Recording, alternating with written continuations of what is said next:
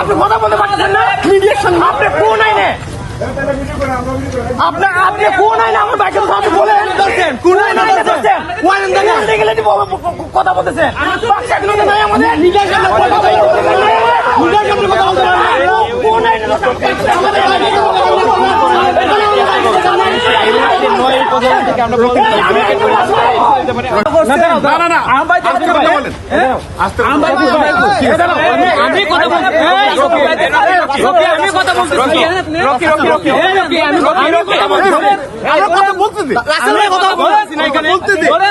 তারা নিয়ে আইছে থানার মধ্যে কিছু ওসি হয়েছে থানার মধ্যে আছে আমরা ধাক্কাইয়া বাইর হয়ে দিচ্ছে অন্য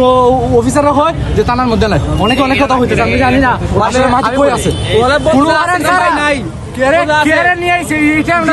আমার ভাই ধরে আনছে ওই বলতে পারছেন ভাই কোথায় বলতে পারতেছেন ওরা কোন আইনে ধরছে ওরা মিডিয়ার সামনে কেন কথা বলবে না ওরা কি অবৈধভাবে ধরছে বৈধভাবে ধরলো তো ওরা মিডিয়ার সামনে কথা বলতে ভয় পাচ্ছে কেন আপনার এই সাক্ষী তারা মিডিয়া থেকে তারা চলে গেছে ইভেন তারা যখন আমার ভাইকে ধরে তখন আমরা আসার পর তারা বলে তারা ধরেই নাই তারা স্বীকার করে তারা আসলে আমাদের বাসায় কোনো ওয়ারেন্টের কাগজ নাই কোনো কোর্ট অর্ডার নাই কোনো কিছু ওনারা দেখালেন না ওনারা জাস্ট মাহাদিকে উঠাই নিয়ে গেলেন এবং কাউকে একজন ফোন করে বললো অপারেশন ডান্সার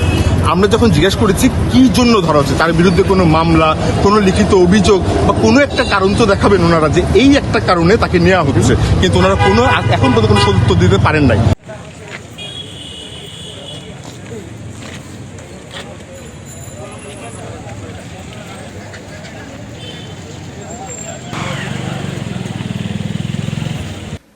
আমরাই গভর্নমেন্টকে ফোন করেছি ওই জায়গা থেকে আপনারা আমাদের প্রশাসনের লোক আপনারা আমাদের ছেলেদেরকে গ্রেফতার করে নিয়ে এসেছেন আবার আপনারা আমাদের সাথে বার্গেনিং করতেছেন এবং বলতেছেন যে আন্দোলনকারী হয়েছে তো কি হয়েছে ভাই আমরা এটা এখানে 17 জন ভাই আমি জানি না কাদের কি পরিচয় আমাদের এখানে 17 জন শহীদ হয়েছে এবং হবিগঞ্জে